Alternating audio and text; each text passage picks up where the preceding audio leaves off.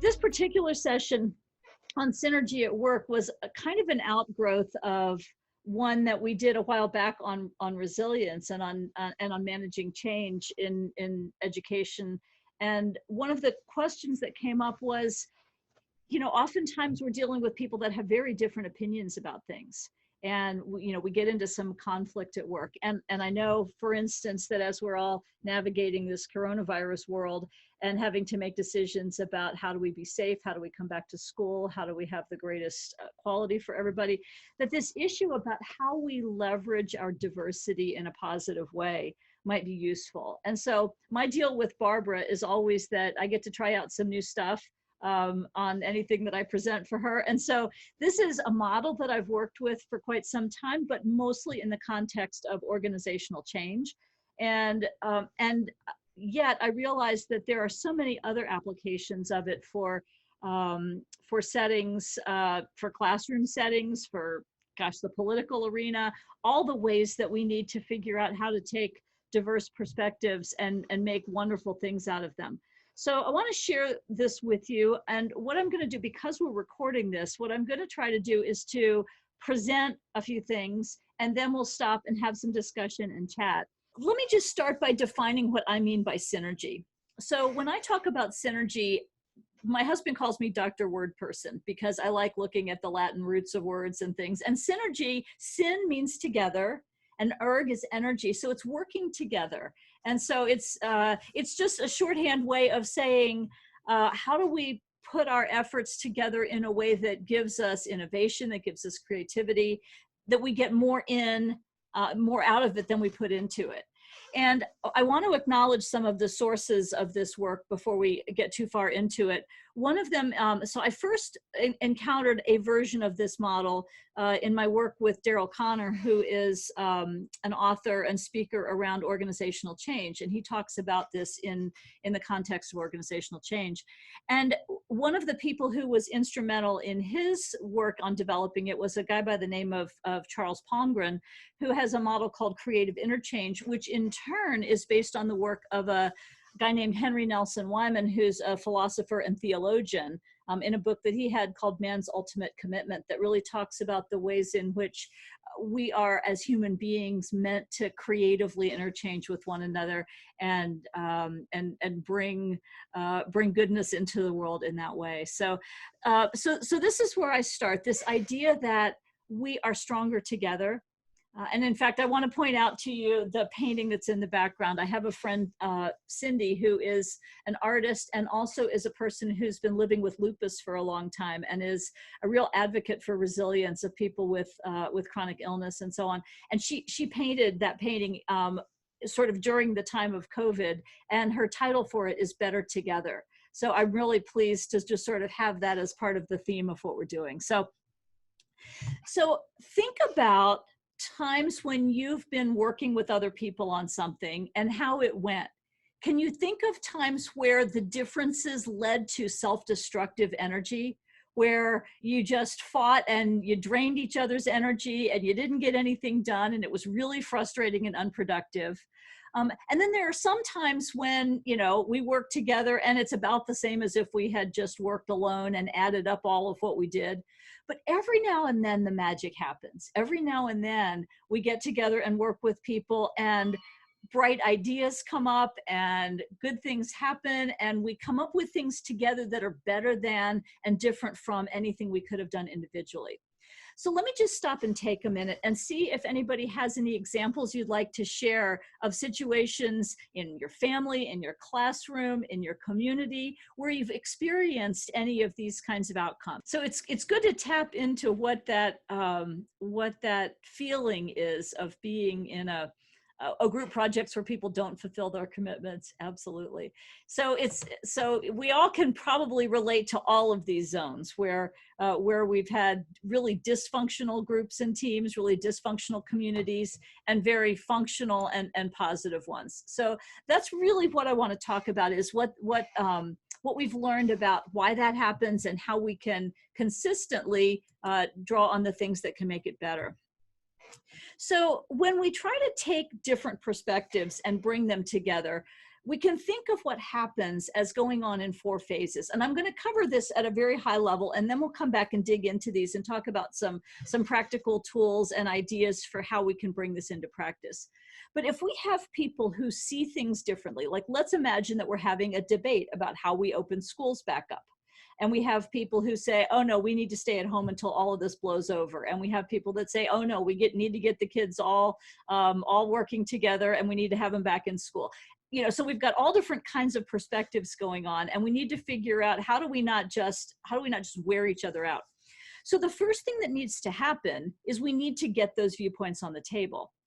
The second thing that needs to happen is we need to appreciatively understand and hear one another. Then we need to figure out how to take the ideas that we have and creatively combine them. And then finally, we need to figure out how to move that into action. So that's kind of the basic process of what happens when different ideas are coming together. And then we have an environment that makes it easier or more difficult for that to happen. And so when we have the motivation to work together, that is, we have common goals and we recognize that we need each other, and we have the opportunity, that is, we are influential with one another, we carry weight with one another, and we have the opportunity to participate in decisions, we create this environment that makes it, that encourages people to put in the effort that's required to do those things about listening to one another and so on. Finally, the last ingredient in synergy is diversity. If we all think alike, there's no advantage to working together. So it really is the different perspectives, knowledge, experience, skills that gives collaboration an advantage. Now, we also know that this can create friction and challenge. And actually, that's an important part of the process. That's a key to the process. If we didn't have the friction and challenge, then we wouldn't get all the juice out of what's happening. So our goal, as we think about how to operate synergistically, is to manage and leverage this creative tension to generate productive results. So this is kind of the big picture. We can think about the motivation, the common goals and interdependence, and the opportunity, the influence and decision, the opportunity to participate in decisions as creating kind of a container in which this synergistic process happens, and we pour diversity into that container, and that's sort of how it works. So there are these different pieces, and toward the end, I'm going to give you a simple couple-page assessment that you can take away to identify what's going well and what's going not so well in a situation around synergy. So a simple little assessment tool that you can print out and use and have conversations about that includes each of these elements. So let's dig into the synergy process. So those 4 steps about how diversity turns into action and good results. And in each case, so I'm going to go through each step and talk a little bit about it. And then what I want to do is to give you one little takeaway, one little idea that you can try. Now, so synergy is actually pretty expensive. It's very effortful and challenging sometimes to really get the good out of different perspectives. And so we don't always want to invest all the energy. Sometimes we can get a good enough result if we just operate sort of in our regular way of being. But when we have really important outcomes on the line, when we have really important things we need to do, and when we have a lot of uncertainty and we don't know what the right answer is and we have to figure it out together, that's when this stuff really makes a difference. So if we start through the process that I talked about, what you'll see at the upper right of the screen in each of these phases is an indicator of what are people doing. So the first phase of synergy is contributing. This is where we get the diverse ideas on the table. And if you look at the upper right, you see each of these little circles is a person or a group or an interest group. You know, think about a community that's trying to figure things out. Think about a family that's trying to figure things out. And when we start, we're each looking at our own perspective. We're each looking outward. And so, but what we need to start to do is to have that communication and get information on the table. So one of the things that has to happen there is that we have to make sure that everyone has an opportunity to speak up. So this phase is about actively listening for people's thoughts and feelings and perspectives, and people expressing their opinions clearly without defending, protecting, distorting what they say. So that's phase one. And so let me just stop and take a breath and just see if any of you have any examples of things that you do when you're with people who have different ideas, whether it's students, parents, friends, whatever. How do you work it so that you make sure that everybody feels heard and doesn't feel shut down? So for each of these, I'm going to try to share a brief idea of something that you could try in some situations. And one of the things that I've used for contributing, especially in groups that don't know each other well or that are larger and have a lot of different perspectives, is something that comes out of the indigenous traditions, from some Native American traditions and so on, called a talking stick, which is actually a physical object of some sort, sometimes decorated or whatever, that someone holds and that is passed around the circle. So the holder of the stick is able to speak, and then other people, their role is to listen attentively. And this can be a way of making sure that everyone's voice is heard who wants to speak. And so it gets passed around until everyone has a chance to do it. So that's just one way, because one of the things that can happen in this first phase is that people can feel shy, or that there are some people who can take a lot of airtime and find it really easy to talk, and other people who feel a little bit more hesitant. And so something that really makes it not only okay, but really a good thing for each person to be able to have a voice is important. So this first phase is one that of course, if we don't have ideas on the table, then we can't start working with them. So the first step in synergy is to really make sure that we have all the information out there so that we can start working with it. Now, it gets harder from here, because when people start saying things, sometimes the more clearly people communicate, the more we realize that we disagree with them, and why. You know, we understand, we hear what they say and we really don't agree. Sometimes we do. So the second phase of synergy is valuing the different perspectives. Now, valuing is about appreciatively understanding. It doesn't mean agreeing with. But in order to really get the good out of what people are bringing to the table, we need to take the time and effort to try to take their point of view, to empathize, to assume that their perspective is legitimate given where they're standing and what they're looking at. And to really not jump in with negative judgments, or, well, we tried that last time and it didn't work, or here's what's wrong with that. So it's creating that space to really not just listen, but to really seek the positive characteristics of other people's viewpoints.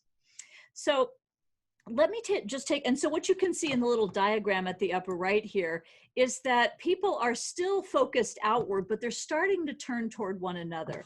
We're listening to one another, we're being attentive, and we're really working to listen deeply to where other people are coming from, so that we can put ourselves in their shoes and start to understand what they're bringing to the table. I'm going to stop here and take a breath and see if any of you have any examples of people or places you know that have done a really good job with this. People who you differ with, but who nevertheless have listened to you well, or ways that you are able to suspend your negative judgment when you're talking with someone who really sees the world differently from you. I just want each of you to think of a time when you felt like you put something out there and people didn't value it, and people shut you down, or disagreed with you, or immediately started jumping in with why you were wrong. If you're, many of you who are on Facebook, you probably see some of those practices going on pretty regularly. And so it takes some work to override that tendency to immediately try to get to a solution, to figure out who's right, who's wrong. And one of the tools that I've found that I like to use as a reminder in this space is the tool that I call Yes And. And what Yes And is about is about avoiding the word but. It's about, so so people who do improvisational comedy have as one of their basic rules, you don't say but, like you don't stop the action. What you want to be able to do is to say, this is true and this is true.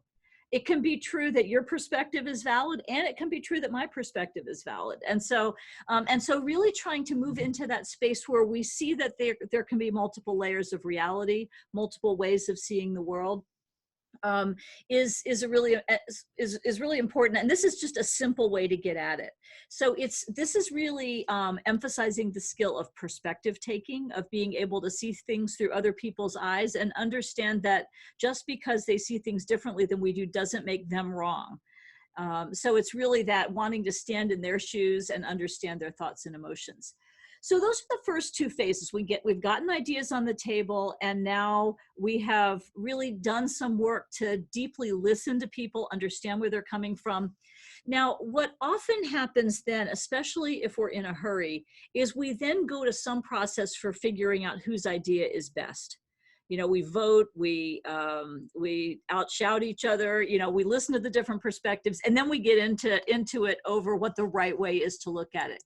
So the third phase of synergy is actually the step that's about getting beyond that and figuring out how to integrate different ideas into creative new possibilities. And so the integration step, as you look at the upper right here, you can see that people are starting to merge into a collaborative group. And so the goal here is to create creative alternatives that go beyond the initial inputs. It's not either or, it's not yours or mine. It's how do we take the best pieces of what each of us has brought to the table and come up with new options that are better than and different from any of the individual inputs. Now, we probably can think of times we've done this. We can probably think of times when we have moved more quickly to try to pick an answer. Some of the important things here are that we need to tolerate ambiguity. We need to live with laboring for the answer for a while and playing with possibilities and believing that there are possibilities out there that we haven't thought of yet. In this stage, it's also important to be okay with letting go of some of our deeply held beliefs, being open to modifying our own views and beliefs and behaviors, because if we expect to be able to persuade other people, we actually have to be equally open to being persuaded by other people. So this work is really around listening to what everybody says and then pulling pieces and coming up with creative new ideas. This is different from compromise. It's different from horse trading. It's different from making trade-offs. It really is about figuring out how can we have emerging new options that we hadn't ever thought of before that take all of our wisdom into account. Now, to counterbalance that, this is not about finding space for everybody's ideas, because sometimes we may find that an idea should not be integrated because it's contrary to the values that we hold, because it's contrary to something that we feel is important. So this phase is probably the hardest work of real synergy. And so there's one simple technique that I like for this one, and it's called 3 pluses and a wish. And it really does several things. When I listen to an idea that you share and I don't like it and I don't think it's what we should do, what this technique calls for me to do is to find 3 things that I like about it and then share a wish. And I'll tell you a story from a long time ago. I was involved in planning an event where we were bringing customers in for a company that I work for. And we wanted them to be able to play with some of the tools. We wanted to get them hands-on with things. And so one of the exercises that we did was just brainstorming crazy ideas and throwing ideas out there, which is one of the ways that we can do some of this integration. And somebody said, well, why don't we just get a sandbox? And get them to play in the sandbox like kids. And so the 3 pluses and a wish went something like, what I really like about that is that it invites the spirit of play. And I really like that it's tactile and hands-on for people. And what I also like about it is that it would allow multiple people to engage at once and build some things. What I wish were different is I wish it weren't quite so messy.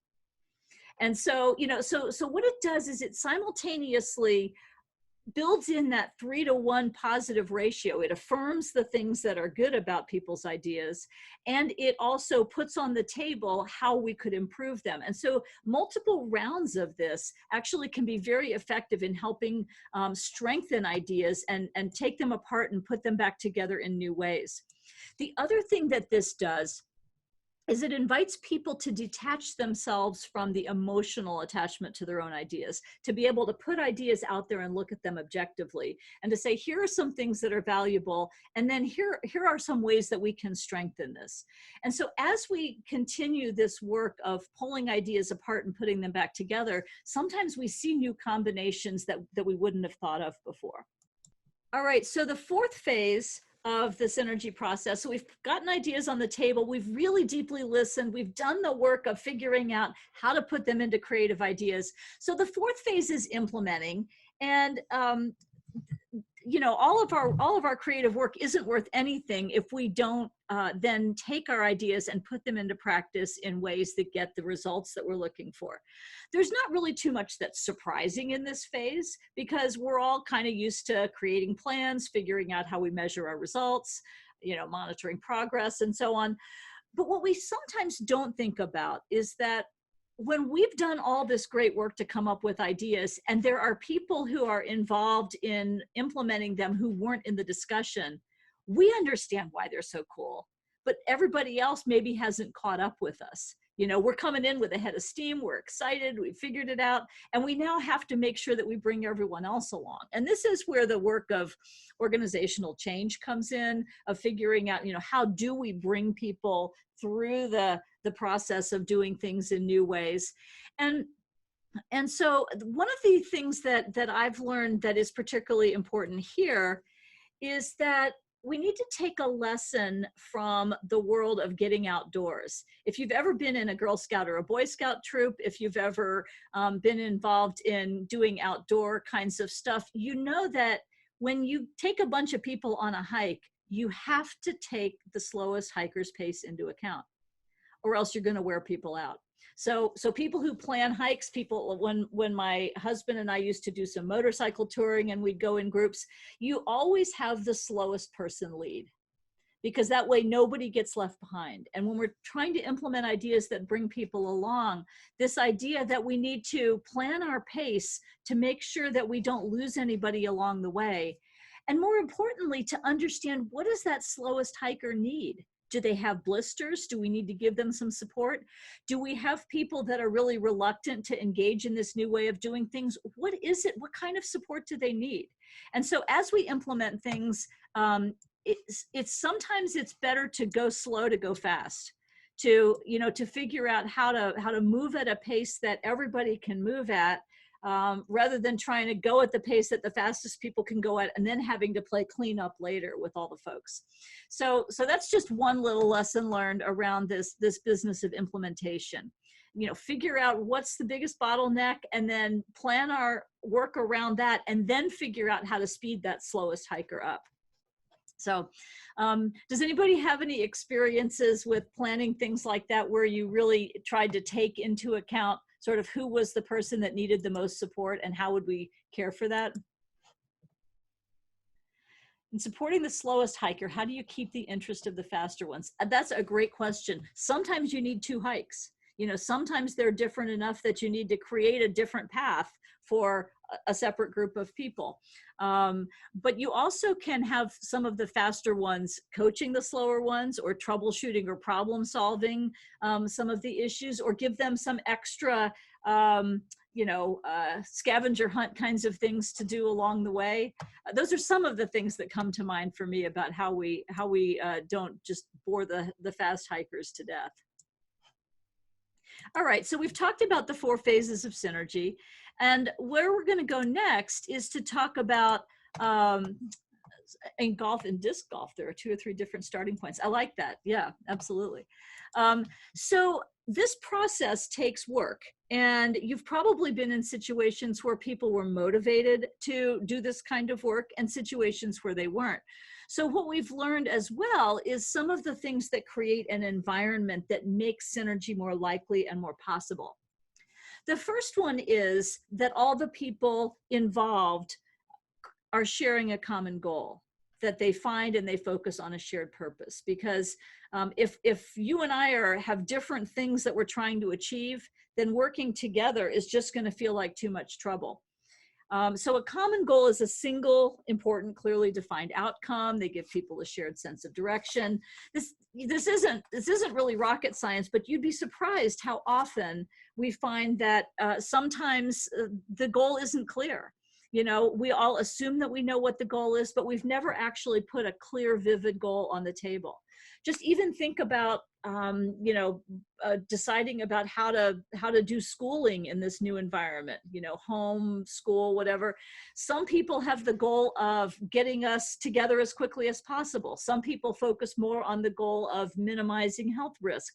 Some people focus more on other kinds of things. And so if we don't all agree on what our shared purpose is, then we're going to have a hard time figuring out how to move forward. So depending on what the situation is, sometimes a leader will articulate the goal. Sometimes a visionary will create an image, will listen to people and sort of dig into the different pieces and say, well, can we all agree on the goal of balancing safety and speed, or whatever it is, but figure out this articulation of what we're trying to accomplish. And one of the tools there is to really focus on paying attention to the what versus the how. So this is the means ends thing. So if we agree on the result we want, let's say health and learning, we can debate all day about the best way to get there. Is it about wearing masks? Is it about having classes outdoors? We spend sometimes where we get in conflict is about the how. And sometimes if we dig pretty deeply, we can find a what that we can all agree on. What is it we're trying to accomplish? What's the goal?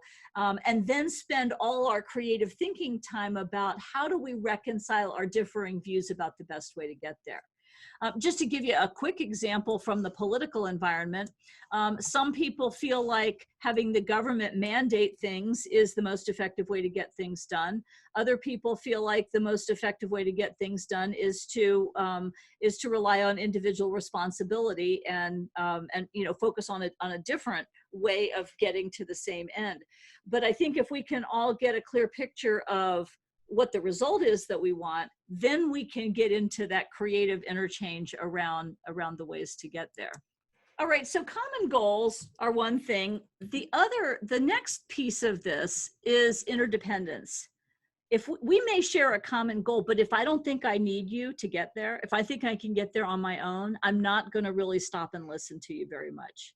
And so one of the next conditions for creating synergy is we have to recognize that we need each other. Sometimes we don't. Sometimes we can get things done on our own, and we really don't need to invest the work in combining our efforts. So common goals and interdependence sort of create the motivation for us to do this synergy work. And as I was thinking about what I've learned about interdependence, one of the things that came up for me is this is like the whole superhero role-playing game kind of genre. Because one of the things that we know in role-playing games is that we have warriors, we have clerics, we have wizards, we have all different kinds of characters that really need each other's strengths to get things done. If you think about some of the superhero genre, you have the Guardians of the Galaxy, you have the Fantastic Four, whoever it is, and each one of them brings a certain set of strengths. And so having that dialogue about what is it that I need from you, how is it that we can be stronger together, is really a part of that discussion. So understanding what your strengths are and my strengths, understanding different thinking styles, understanding different perspectives, and figuring out how can I, what's important about bringing the perspective of the kids in? What's important about bringing the perspectives of the parents in? What are the different ways that we need to depend on each other if we're going to get the best result for whatever we're thinking about? Any thoughts or ideas about that as we go? Okay, so the question, how do you go about sharing strengths and talents on a team? A survey, any dialogue questions to help new groups find this out about each other? Yeah, absolutely. So there are, sometimes there are different tools that people use around strengths. There's a strengths finder tool that Gallup has that people that I know are used with, I know the Atlanta public school system uses it with teachers and so on, just to understand kind of what they're bringing to the table. With people who haven't done something like that, you can often ask people to describe their superpowers, just getting people to share what's one thing that you feel really good about what you can do, and helping people recognize that we all do have superpowers of some sort, even if it's just kind of being the best math wizard in the room. The next one is influence. So being able to affect the behaviors and thoughts of others. All of us have some forms of influence that we can provide, that we can use. And we know that there's formal kinds of influence, like if we're in a position of authority, if we have resources, if we're in an official leadership role, that's one kind of influence. But there's also the influence that we have in terms of the things that we know and our ability to persuade people and the relationships that we have. But what we don't always talk about is that whether we think about it or not, we each have filters that cause us to listen to some people more than others. I remember, when I first spent time in the South, I thought for a while that people who talked slowly thought slowly. And so just even how somebody talked was maybe one of my filters that I shouldn't have been paying so much attention to. Some people listen to people with gray hair and pants more than they listen to, people who are younger and wearing skirts or whatever. So being more aware of like how we are influenced and how we influence one another, because if I don't have influence with you, then it doesn't matter what I say, because you're not going to listen to me. So one of the tools I've learned about for building influence is this idea of earning the right. So I can influence you maybe a little bit to try something. I can ask you to take a little risk, and then if it pays off, then I can ask you to take a bigger risk. So we earn the right to influence one another through little steps where I suggest that you try something and it works and you get a good result. So the next time I can ask you to take a bigger risk. I can ask you to try something that feels a little bit harder. And over time, we earn the right to influence one another. So I've got these poker chips up here just sort of as this idea that we have this currency of influence, and that we can start to build it with each other slowly over time through shared experiences of helping each other out. The last piece of the environment is decision participation. Sometimes we're in an environment where it doesn't matter what we think. It doesn't matter what ideas we have, because somebody else is making the decision and it's not really open for our input. So we can really only have true synergy in environments where we know that decision makers are listening to input, and we're clear about when our input is welcome, when we can put our ideas on the table. Some of the problems that we have here sometimes are decision makers who are so used to being autocratic and just deciding what's going to happen. Or we have decision makers that aren't clear about what kind of input they want and when they want it. And so having that clear model about who's making the decision, who's providing input, what's the process for making the decision. And what I offer up here is this idea that there's actually a model out there. There's several models out there that I like that are what they call contingency models of decision making, that talk about situations where sometimes it's best for the leader to just make the decision and tell everybody what it is. And then there are various forms of input that you can have. And then some decisions are better made by a whole group. And which option we choose really depends on things like how much latitude do we have in the decision? How is this something that has to happen in a hurry? Is this a safety thing that we really can't have many choices around? How much value does the input add?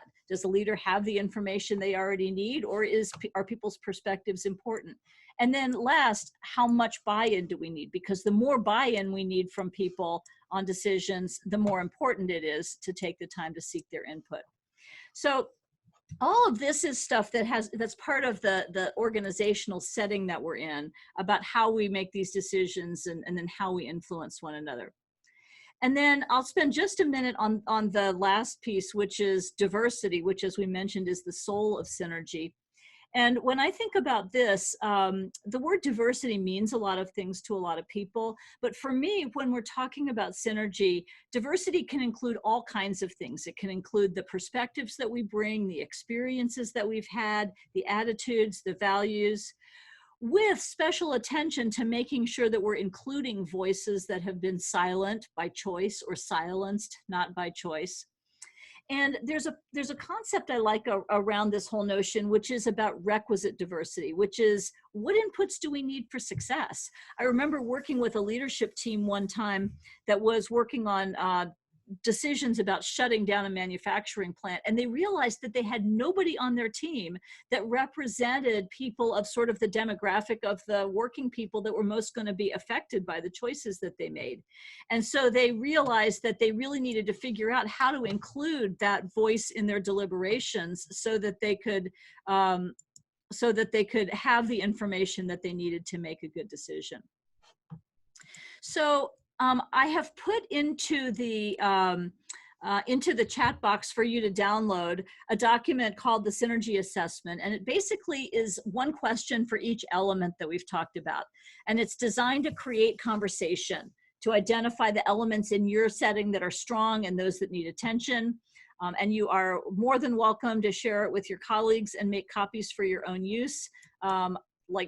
Don't put it out on the internet or anything, but you're more than welcome to just use it in ways that are practical for you. So if we're going to review and summarize, when we create the environment that can support synergy by having common goals, recognizing our interdependence in getting there, we have influence with one another, and we have decisions that are open to participation. Those create that container, the motivation and the opportunity to have this input.